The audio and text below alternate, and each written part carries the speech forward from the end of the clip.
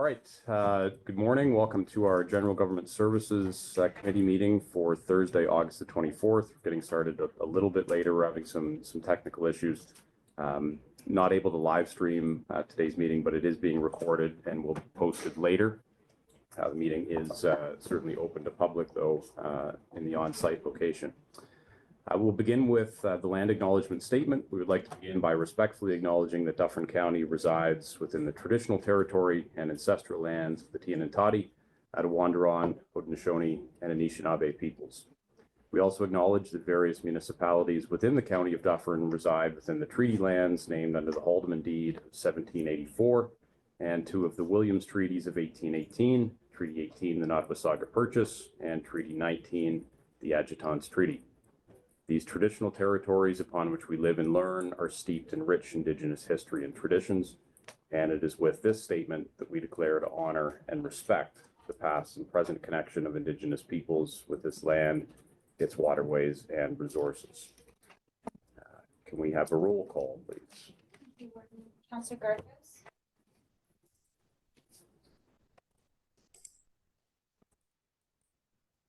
Did you just call my name? I'm here. Thank you. Councillor Gary. Here. Councillor Hall sent regrets. Warden Mills. Present. Councillor Wrench. I'm here. Councillor Solomon. Here. Councillor Taylor. Present. And Chair Krillman gave his regrets. Thank you. All right. Are there any declarations of pecuniary interest with respect to any agenda item today? Yes, Warden, I've sent in my information that's regarding item 9, and I will not be able to vote on that item.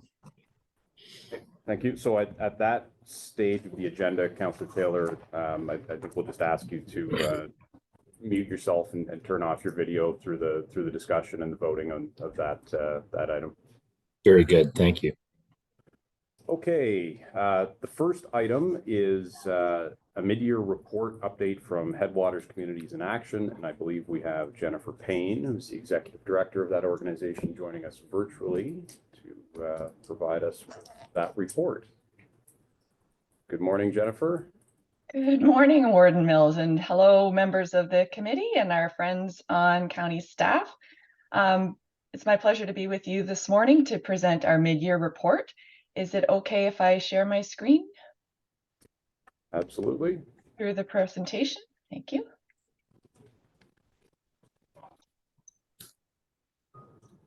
So as mentioned, I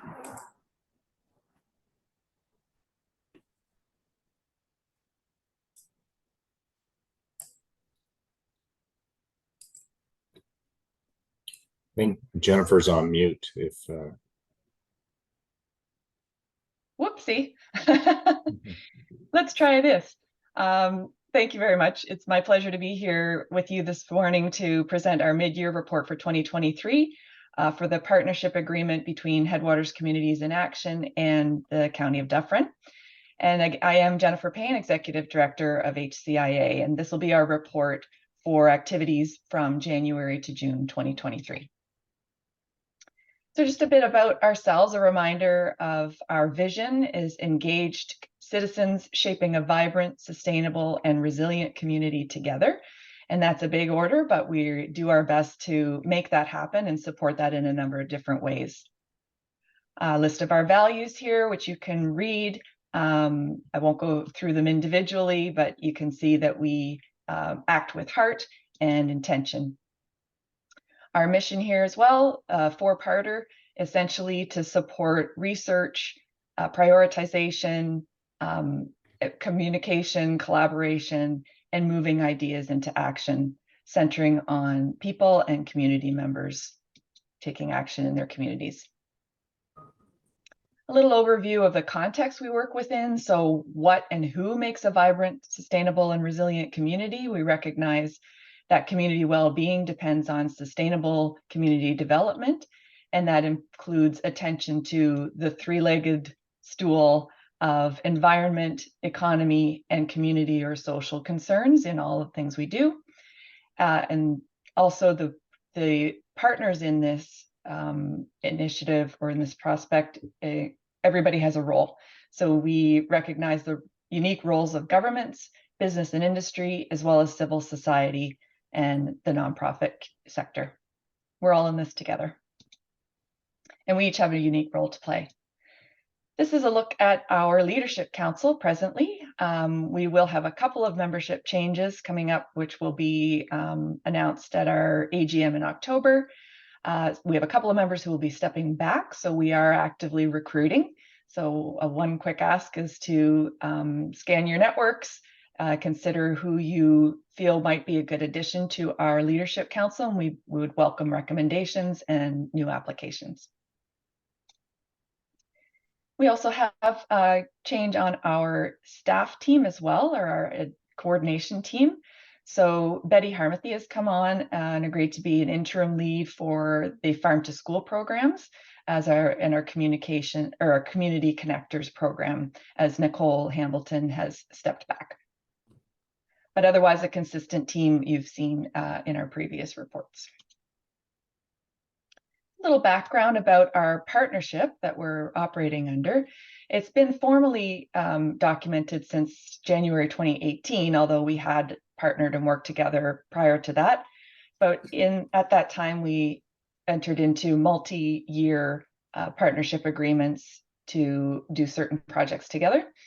Our current agreement term is January 21 to December 2023. So we do have an expiry coming up and look forward to making plans for the next term of our agreement.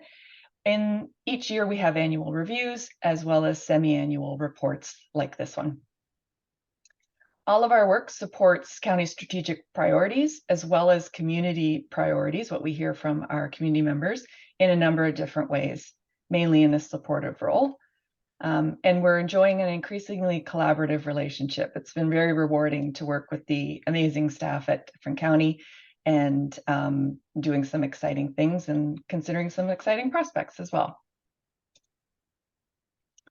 I wanted to show this slide just to acknowledge that there are many, many intersections between what we look at as our pillars of community well-being and historically that we have been guided by, and the strategic directions of the county. So we've included both the former strategic plan priority areas, which we had been operating under during the term of this agreement, and as well as acknowledging the new strategic plan and directions for the county for 2023 to 26. Lots of overlap here. So the supported projects under our agreement include a number of different program areas that we've maintained over the years and some new and emerging roles and responsibilities as well. So starting with the Dufferin County Community Grants Program, which you'll be most familiar with, we do administer part of that program, we convene the scoring group and make recommendations. Volunteer Dufferin is an initiative under HCIA, which matches volunteers with a number of agencies looking for them in the community. So that's a sort of a core community asset that we're happy to provide. HFFA is Headwaters Food and Farming Alliance, which is a network of both farmers and multi-sector representatives eager to improve the local food system and raise the profile of agriculture. And then there's a pocket that's for HCIA core work, being the supportive administrative backbone, and also allow us to respond to emerging needs in the community. And one of those being a new partnership on community safety and well-being plans, which we are enjoying partnering with through community services. Now that was our funded projects under the partnership agreement. There's also other collaborative work that we do with the county, either under other agreements or as partnerships, unfunded partnerships. And that includes DC Moves, and within that, the Dufferin County Equity Collaborative, which you receive reports on through Community Services, Health and Human Services, including Partners with Lived Experience projects. So that's a new one that we're excited about and seeing some good momentum with. Also, the Dufferin County Community Safety and well-being plans, which I mentioned previously. We do have a role in that, and we're looking forward to a new round for that project as well. And then, of course, we support each other through communications, sharing content, and promoting each other's engagement plans and processes. We do some project development, ideation, and grant application support with each other. So writing each other support letters for grant applications, including through a number of different departments. We participated in the county's strategic planning consultations, MCR, and official plans. So we try to make sure we have representation at all of the engagement opportunities that the county has. So here's our first project report for Volunteer Dufferin. Again, that program is an online portal that matches volunteers with a broad range of opportunities through a robust web-based platform, regular communications, and member outreach.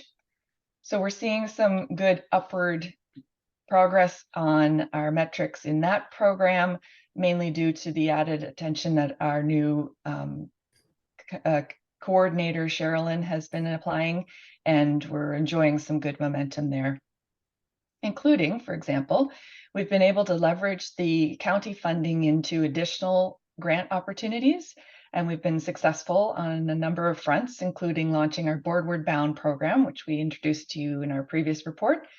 And that initiative is designing a program that will allow mentorship between older adults and younger adults to try to build up the next generation of leaders in our not-for-profit sector. So we're trying to get more people to join boards. We know that's a gap in our nonprofit sector. We've also secured some funding to refresh our systems and processes to better support community engagement. So to address more than just a matching portal, but other ways that communities may want to engage, including non-traditional volunteering methods. We've done some local media coverage, so some new newspaper articles, as well as taping an episode for Dufferin, or Discover Dufferin Caledon. That'll be coming up, airing in September on Rogers TV. We completed a nonprofit appreciation week, as well as National Volunteer Week, and enjoyed some proclamations and photo opportunities, including Dufferin's proclamation. And we appreciate the council for proclaiming National or Nonprofit Appreciation Week. We've also been working heavily with the International Plowing Match and the Dufferin Farm Tour to support volunteering recruiting efforts there. Done member outreach, social media, email, and attendance at more community events. So it's really nice to be able to get back out into the community and see people face to face at all the fairs, including job fairs and community fairs that rely on volunteers. And of course, staying connected with memberships to professional organizations and peer groups to make sure that we're up on the latest practices in volunteer management. On to Headwaters Food and Farming Alliance. HFFA is a citizen-driven or volunteer-driven organization that keeps a focus on food and farming in the region. One of our main products is the Farm Fresh Guide, which we partner with In the Hills magazine.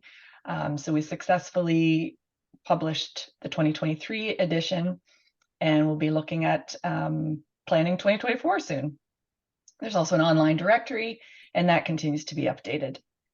Our hub meetings have been regularly held and are now attended by some new members representing the county. So we have Sarah Wicks and Cody Jowdry and Phil Wrench. We welcome to the team, to the hub. And that group has been discussing a number of different interesting initiatives to try to address needs of the community, including we've seen a lot of landowners interested in recruiting farmers to do specific types of farming.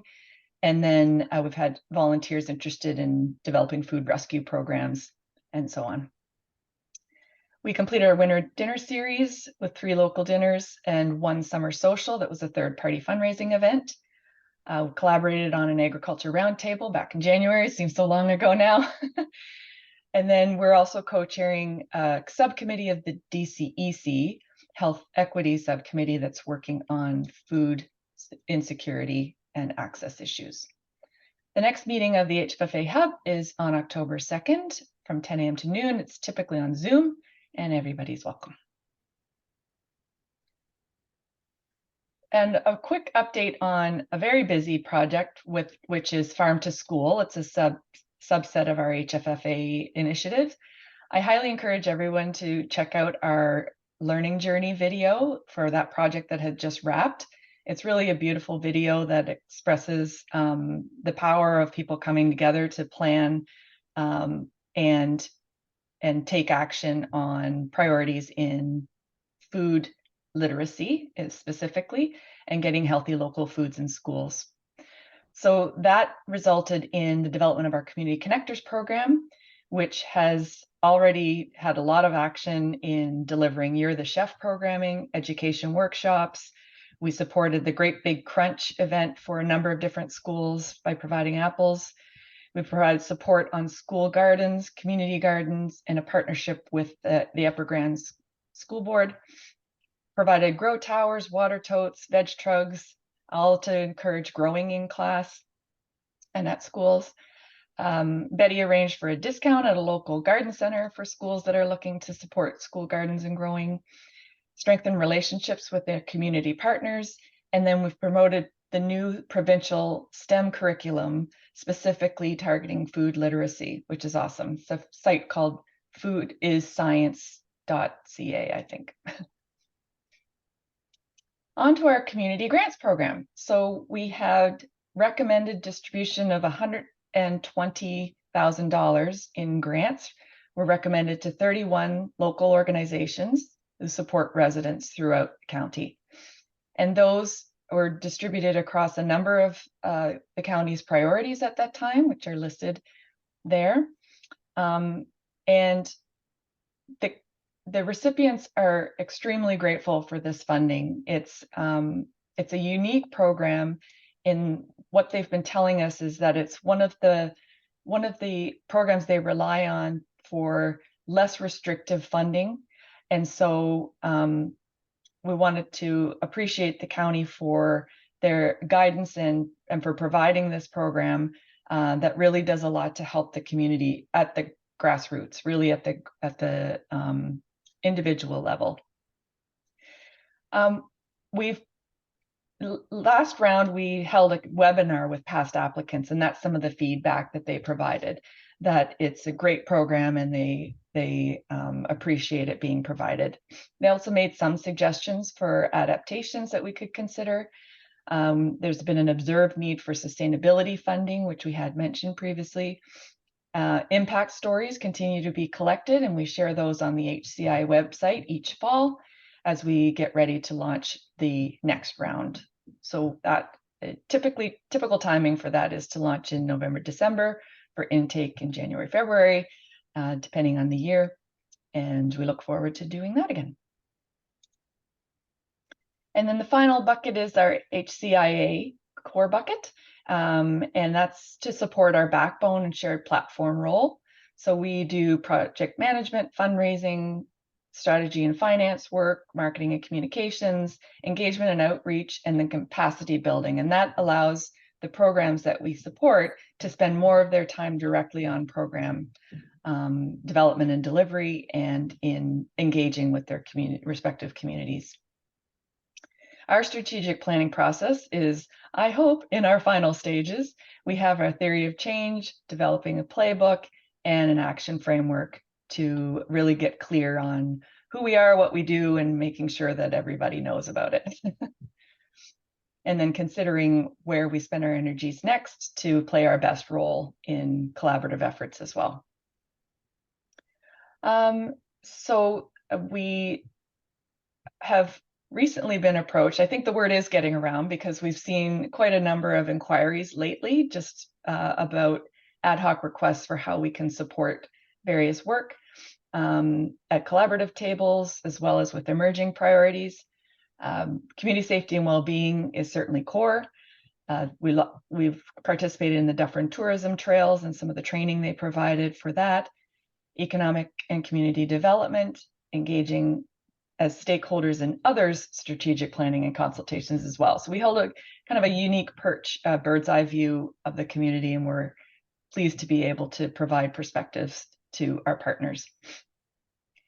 We were able to leverage the county funds into additional fundraising success, and that was a very quick calculation. Came out to about a 4-to-1 dollar for dollar ROI, if you want to think of it that way, and including Trillium Foundation, New Horizons for Seniors, United Way, and a few others.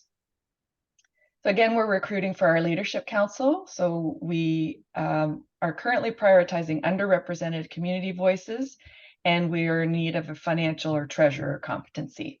So if anyone comes to mind, please send them our way.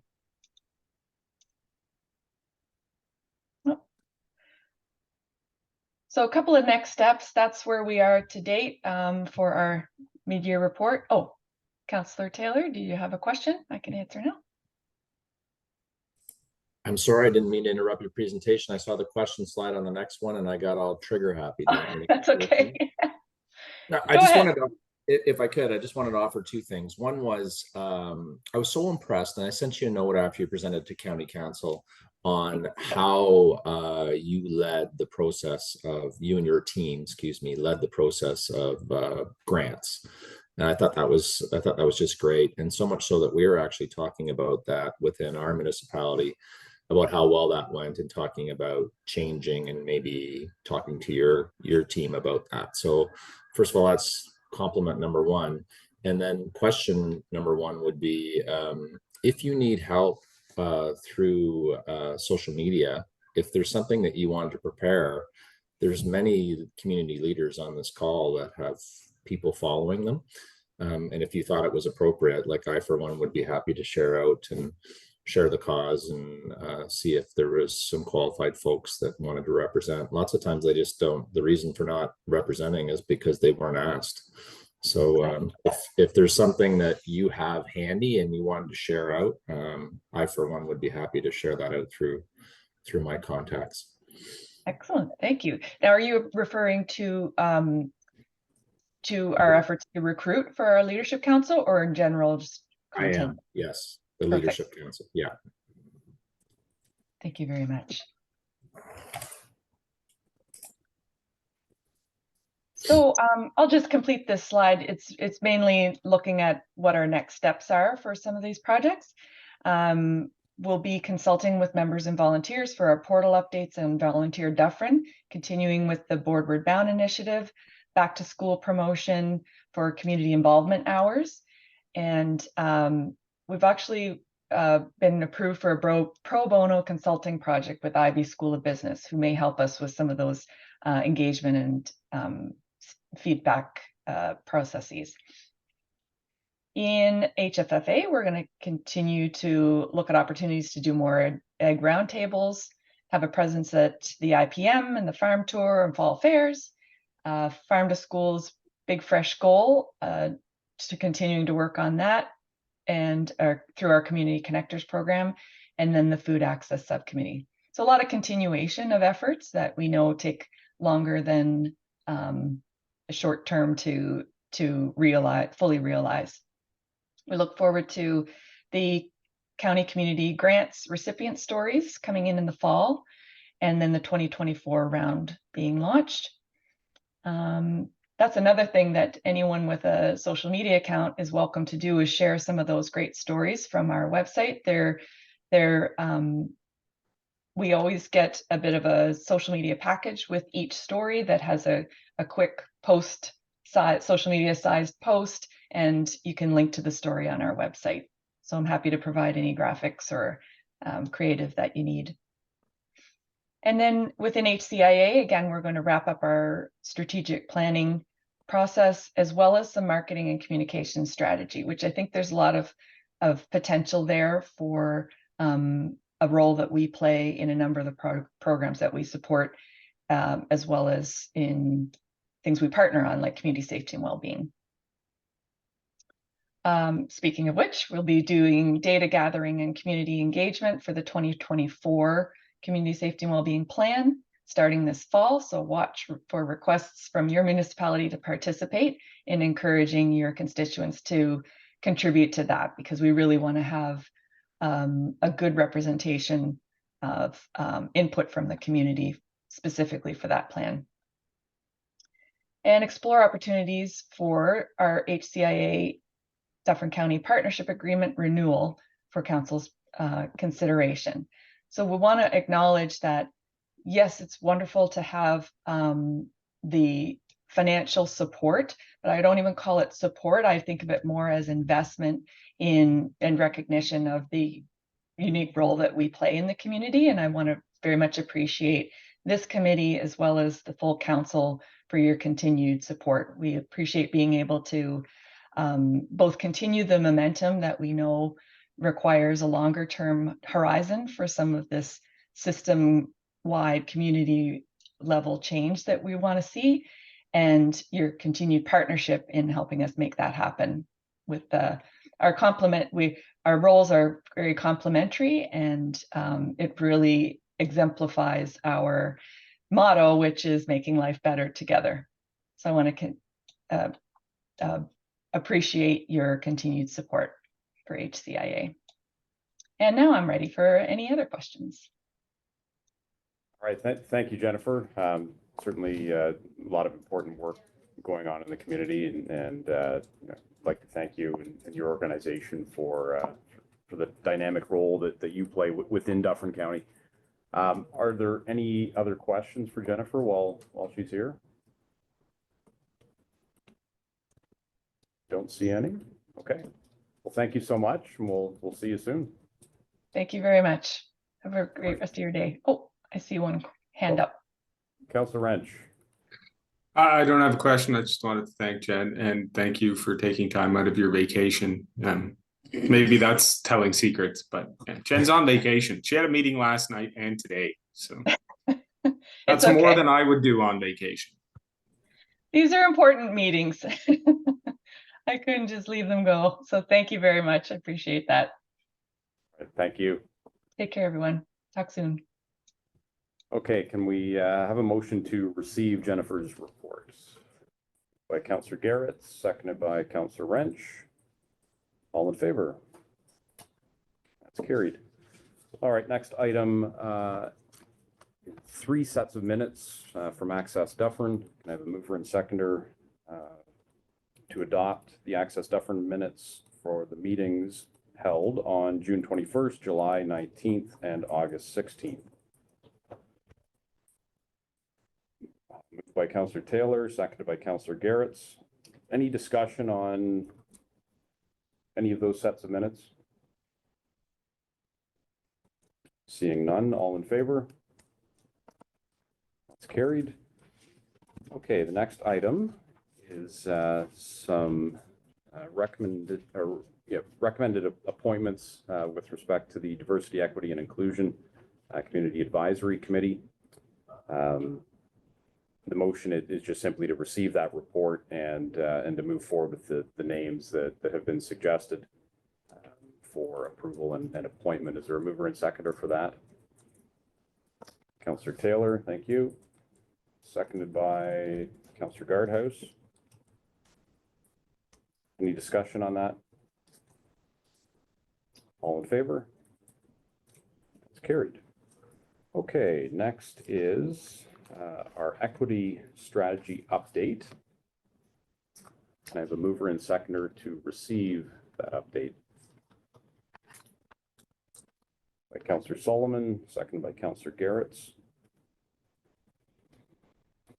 Rohan, did you want to? Yeah, just really briefly, we're really excited to bring the strategy forward to council. I think we've, from a process perspective, it's been a longer process, but I think it's been very deliberate and intentional, and speaks to how serious and the systemic organizational approach that we need to take towards doing equity work and addressing inequities here at the organization. And I think that you'll see that this strategy is reflective of what we heard and what we found in the equity audit through the supplementary review and the findings report. So with that, if folks have any questions, I'm happy to field any questions. Okay. Councillor Taylor. Yes, thank you, Warden. I did send a note through to Rohan prior to this meeting, and my apologies, Warden. I didn't copy you. I was thinking it was the meeting wasn't being run by yourself, so I apologize. I didn't put two and two together.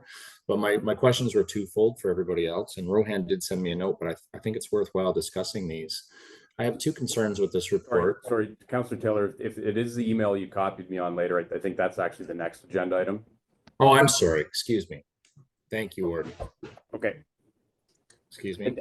No, not a problem at all. And did you have anything on the strategy update though?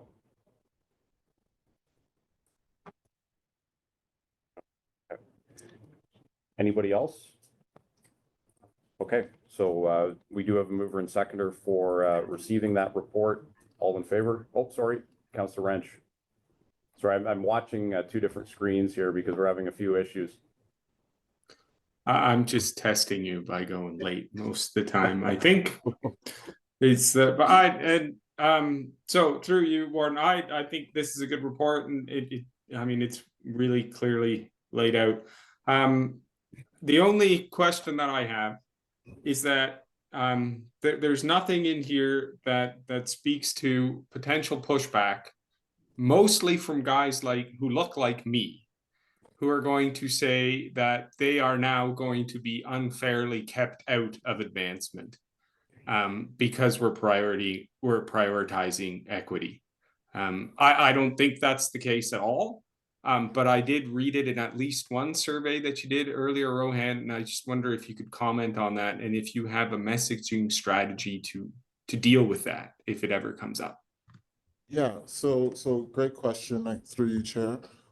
We do have a comprehensive communications plan that we will be rolling out at the time of the adoption of the equity strategy and the weeks and months following. There are a set of videos that we've created that a number of senior staff have participated in these videos that they will be released. We've also developed a number of resources that attempt to address a number of questions and concerns, some of those of which you just raised that you indicated. We've also created a glossary of terms to also float out to folks, because sometimes the language, people have assumptions around what they mean, but we're actually providing people with the actual definitions of what we mean when we're using the language around equity and anti-oppression and anti-racism and such. So there's a comprehensive communications strategy to follow the actual adoption of the equity strategy. Does that answer your question? Yeah, that seems far too logical to work, but good luck. I mean, I think we can anticipate that, and the County of Dufferin is no different than most organizations. There are a number of folks who are going to be on board. There are going to be a number of folks who are kind of unsure, but they're open-minded and want to learn. And there will be a number of folks who are going to struggle with this direction. I do think it's really important that we disrupt and interrupt false narratives. And so this narrative, one of the narratives that may exist is around how now white men, for example, are going to be discriminated. I would ask, where is that indicated? At no point in any of our documents, at no point in any of our findings, at no point in any of our strategies do we indicate that at any which way, shape, form, or fashion.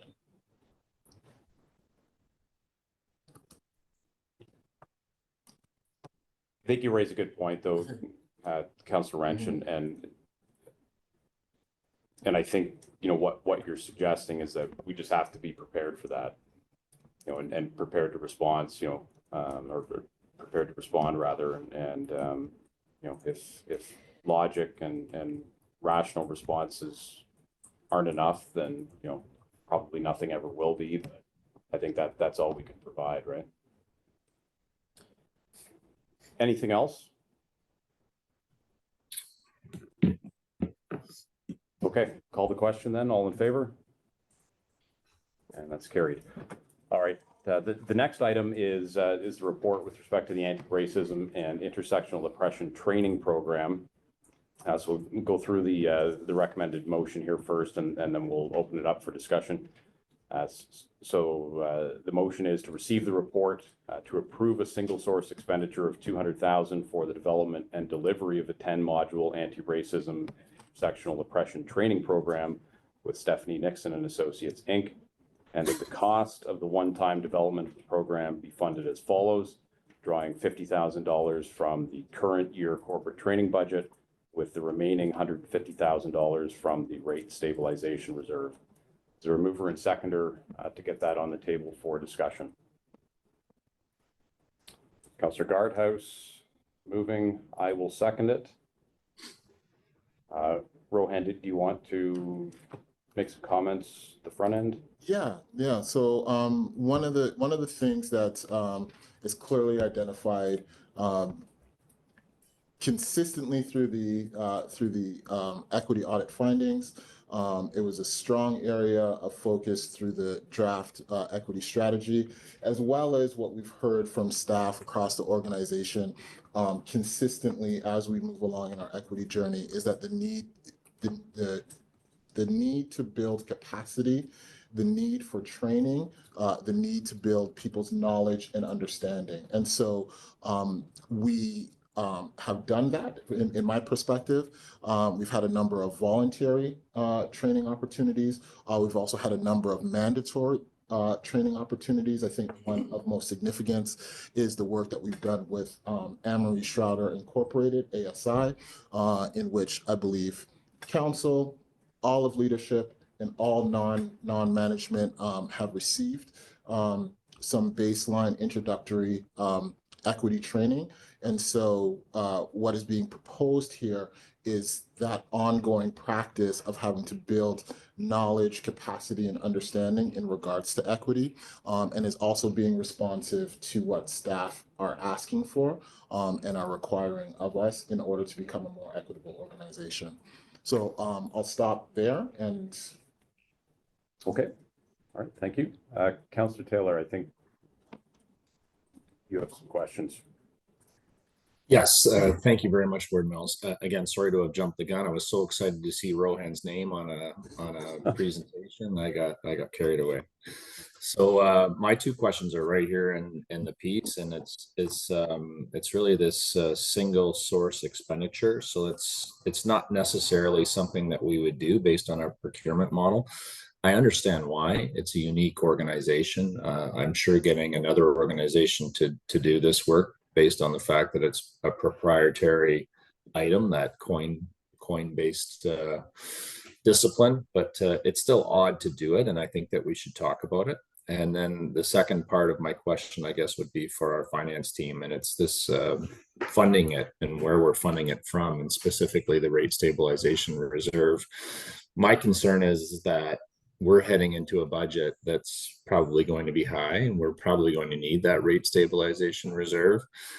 I'd hate to delay the process in terms of implementing the project. We're already down a path, but at the same time, I think it's concerning to take it from that fund, given what we're going to be up for in the fall in terms of discussions about 2024. So those are my two comments. Do you want to field either? Well, the first one maybe in terms of single source. Yeah. So so through you, Chair, and I think Councillor Taylor, I think you really nailed it. It is a very unique skill set that we have with this consultancy group, and the likelihood of us finding that skill set going through the RFP process would be next to zero. The other piece here is that we do have some there's precedent that we have in the organization in regards to looking at going through the single source vendor model when it does make sense. You are correct when you indicate it's not typically the way that we go about it, but we do have precedent when we've had to apply this particular provision. And I think this is a situation where it does make sense. And the third part that I would add is that it is a bit of a continuation of service as well. Whereas we've worked with this particular consulting group on 2 different occasions. And so not only their skill and knowledge, but the fact that they also have a relationship with the organization. They're very familiar with the path that we're on. They're very familiar with the findings of our equity report. So it all sort of just makes sense that we would look at this particular provision for this training exercise. Okay. And then the second part of your question, Councillor Taylor, probably is best addressed by Amy. So the fact that 75% of this project cost is being suggested to be funded through rate stabilization. Do you want to comment on that? Yeah, I can certainly do that. Excuse me. It's sort of a one-time expense in our normal practice is that we would fund those one-time expenses from the rate stabilization reserve. There's still a considerable amount of money in the reserve, and yes, 2024 is not looking good from a budget perspective or future years, but we would not use all of the money in the reserve towards the budget. The idea is it's there to help these kind of one-time projects. Okay. Just as a follow-up, if I may, and I think this back to Rowan, does it prejudice the path we're on? And I'm assuming the answer is yes, and that's why we're looking at this now. But does it prejudice the path we're on in terms of, forward momentum to delay this until the next budget cycle and fund it through kind of that normal course rather than drawing on rate stabilization? Yeah, it would significantly delay us. And I'm not sure if that's, if we can avoid a delay, I think that would be wise. There's, in addition to the direction and the equity strategy, we also are dealing with a number of things in the county from discrimination and equity, racism sort of perspective that is leading us or causing us to take some interim steps, and having this training offered would be part of that interim sort of intervention to respond to some very serious concerns and issues that we are experiencing at the county. Okay. Oh, sorry. Brenda, yeah. Through you. I would add to that, in particular, even some of the findings in the report that came out in particular around Dufferin Oaks, and even as we've been going down our journey, the additional information that we've been learning, the benefit of having this training sooner rather than later, I think would be realized really quickly at the Oaks, in particular with the managers and the supervisors being able to have that training. Okay, that's good. So this wasn't budgeted for at all in 2023. Okay, and it's because it came out of the results of the equity audit. So at budget time, we weren't aware that this was going to be. Is that the reason? Okay, perfect. There's some because there's the 50,000. Okay, so that's good. But I just want to ask. I would assume that hopefully in our total budget for 2023, we have $150,000 somewhere else. I guess the question is, does it have to come from the rate stabilization? Because I share the same concerns as Councillor Taylor, and I know it might just be a bookkeeping matter, but I think optics. So it's kind of the same thing. So if we were to find savings in the 2023 budget, those savings, if we weren't going to use those savings, they would go into the rate stabilization reserve. Okay, perfect. That's what I wanted to hear, and that might also make Councillor Taylor feel a bit better. If I may add, one of the things we tend to do is at the end of the year, if we have projects that don't need to be funded, like if we find there's enough surplus, then we don't pull the money from the reserve, we leave it. Okay, thanks. Anybody else? Councillor Taylor? Thank you, Warden. Would it make sense, and I feel like we're splitting hairs, so I promise to drop it after this. Would it make sense to make note of this in the meeting minutes? I'm sure when it comes to council itself, someone else is going to ask the same thing. And would we simply just say, as part of the budgetary process, we would pay back the rate stabilization fund by the equivalent amount, just so that it's mentioned as a budget line?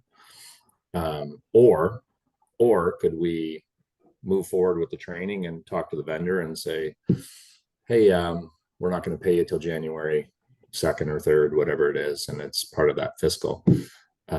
Just curious if that's an option, and I'll drop it. I recognize it's minor, but it's still something that we should be talking about and make sure it's recorded in the notes for the rest of the council. Okay. Sonia? Thanks, Mr. Warden. I think it really is just a bit of an accounting exercise. The real request in this report is for certainly how to fund the $200,000, but it's about approving the $200,000 expenditure and the sole sourcing, because that's the information we need to give to the consultants. In terms of a cash flow perspective, that money will not all be paid until later into 2024. But it's important from the way that municipalities are required to budget that we have a funding source when we approve going forward with something. Right. Yeah, I assume we can't enter into a contract with the vendor where 75% of their contract is based on a decision that hasn't been made yet. Yeah. So that's probably good business practice. Yeah. Okay. Yes. But I think the point, Yeah. It's been made, and certainly in my recent memory, on any annual surplus we do have generally gets directed back to the rate stabilization. So I don't think we can necessarily say that at this point, because we don't know what that surplus is going to be, or that there's going to be a surplus at all. But I mean, based on past practice, whatever surplus we do have at the end of the year tends to go back there anyways. And sorry if I may, it's probably as simple as just stating in the minutes what Amy already said, that standard practice is that surpluses go back in, because then we're not saying that there is a surplus. Yeah, exactly. It's just, yeah. And that would be all that I'm looking for. Sorry, Mr. Warden, the only problem is that our minutes are just about decisions. Yes, They don't yeah. have any Okay. commentary. Reflected. However, then it would be- one of the things that might be helpful to council would be that we can move ahead with this now, but we can note in the budget document that we're doing this in and out of the reserves in 2024. Why don't we do this? Because I suspect that I'll be, presenting these minutes at county council, because Chair Krillman isn't here. I'll just provide a bit of a summary on the discussion we had, and I mean, Amy, if there are more questions, I'm sure you can answer them, but I'll try to kind of provide those answers up front in the presentation of the minutes. So Mr. Garretts? one final question. I just want an assurance that through Rohan that this is money well spent for the number of people that are going to receive the training, because it's just due diligence on my part. It's 200,000 for a relatively small group. I was just curious. I know is it, I just want to hear that it's good money, value for the money, as opposed to using $200,000 for less training for a broader audience, because it is a significant amount. Yeah, great question through you, Chair. So I'll attempt to respond to that. In my opinion, I do think that it's good bang for our buck, and there are a number of pieces to that. One of which, and our consultants have been very kind with us on this, is that they're allowing us to record the theoretical sessions, and so those sessions, when they're done live, are open and available to all staff in the organization. We're able to record them so that any staff who wishes to review those sessions, if they were absent or what may have you, that we have access to them, that we can use them ongoing. So I think that's a real significant savings for us. Most consultants don't allow for that. Number two, the consultants that were that we're working with on this, in my experience and in my estimation, are some of the very best. They're all professors. They've been doing this work for decades. They haven't just shown up in the last couple of years as equity is sort of boomed and everybody's sort of calling themselves an equity expert. These are seasoned content area experts.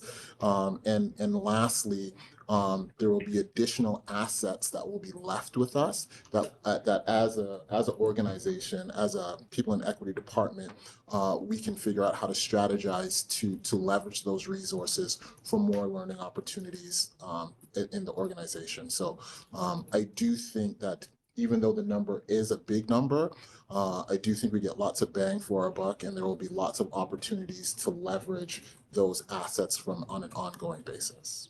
Great, thank you. Great. Okay. All right. We'll call the question then. All in favor? Any opposed? That's carried. All right. Next item is the 2024 budget schedule.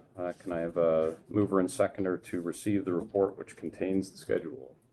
Councillor Garrett. Seconder for that, Councillor Guardhouse. Any questions on that timetable, Councillor Garrett? I know that we've always done this, just a curious question. Are approving this, does that tie us to this schedule? Like, and I guess maybe what I'm getting at is, do we need to We're just receiving the report. Yeah, okay. So I think it's more of a roadmap, and I mean, we can Okay, I'm fine with that then. as needed. But, okay. All right. All in favor? Carried.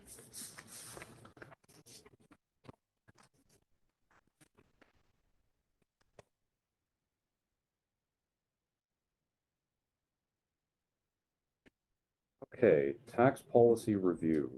I have a mover and seconder to receive that report and further to reduce the multi-residential class ratio to 1.7 in 2024, 1.4 in 2025, and 1.1 in 2026, and that the vacant land and excess land discounts be eliminated as of 2024. Is there a mover and seconder? That. Councillor Wrench, thank you. I'll second it.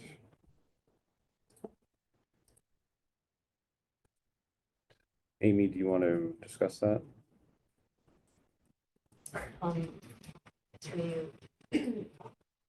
We engaged the consultants to do the analysis, and this is the report summarizes what they came up with. Just a couple things to note. The average ratios are based on 2022 data, so it's likely that that gap between the multi-res ratio that we currently have and the average is probably changing, because I think a lot of municipalities are making that shift. And then in relation to the excess, let's get this one mixed up, sorry, the vacant land and excess land discount, my understanding through the consultants is that most municipalities have already moved away or they've moved towards eliminating this altogether. Okay. Any questions on that? Councillor Garrett? Just could you define multi-residential for me? Apartment buildings? Okay. It's the easiest. Okay. So I think that the concern for some of us is with the changes to, the as of right additional units, those are not necessarily being captured in anything other than an impact assessment. And I don't really have a question other than that's a concern for those of us who are seeing additional units and not the same amount of tax income that you would get from two separate standalone units. So. Yeah, and those are residential, they're not multi-res. Yeah, okay. I don't think Amaranth will have to worry about. Multi-res, no, there was none on the list, Not but at the moment, no. not at the moment. Yeah. Okay, thank you. All right, all in favor?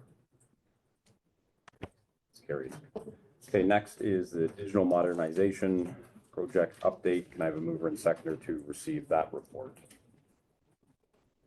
Councillor Guardhouse, seconded by Councillor Wrench. Any discussion on that at all? The only thing I can add to that is that we are hoping to have the RFP out by the end of the month. And I know that the 3 companies that we've been working with are eager to work with us. And definitely look forward to having something a little bit more modern and just to increase our efficiencies. All right. All in favor? Carried. Okay. All right, item 9, Councillor Taylor, this is the item for which you declared an interest. So I'll give you a second to disengage. Okay. All right, so this report deals with the annual cost of living adjustment. The recommended motion is that we receive the report, that the non-union cost of living adjustment for 2024 be set at 4% with an effective date as of April 1st, 2024. Is there a mover and seconder for that so that we can discuss this? Councillor Wrench? Seconder? Councillor Garretts? All right. Amy, do you want to provide any commentary on this one? I think it's pretty straightforward. Yeah. And just to summarize, I mean, basically the policy or the direction that council had given before was that, you know, 4% would be the upward cap. The average we're looking at over that critical period is more than that. So I mean, we've sort of maxed out what we're looking at. Okay. Councillor Wrench, did you have a comment or a question? Yeah. The months, I'm just looking at it now. Should January to July be 2023? Yes, good catch. So I don't think it changes anything. The inflation numbers seem to track what I've been hearing. But the upshot of it is we're asking people to take a pay cut again, right? Which I think is dumb. That's the only way I can say it. And I mean, yeah, whatever. Okay. Any other thoughts? No? Okay. All in favor? Any opposed? 2. Okay. I'll put my vote in the 4 columns so that motion will carry. Okay, correspondence. The last item here, we have. Do we need to get Todd back? Oh, sorry. Yes. Oh, right. Can you hear us, Councillor Taylor? Okay, thank you. All right, so the last item is a piece of correspondence from the town of Caledon regarding the POA prosecutions by the province. Do we need a motion to receive this? It's up to you if you want to receive it. It was circulated for information. Okay. Anybody want to discuss that at all? No? Okay. All right, any notices of motion for today? All right, so our next meeting will be Thursday, September 28th. Same location, same time. And I guess to round things out and look for a motion to adjourn. Councillor Guardhouse, seconded by Councillor Taylor. All in favor? Carried. All right, thank you all. Bye, everyone. See you later on. Great day.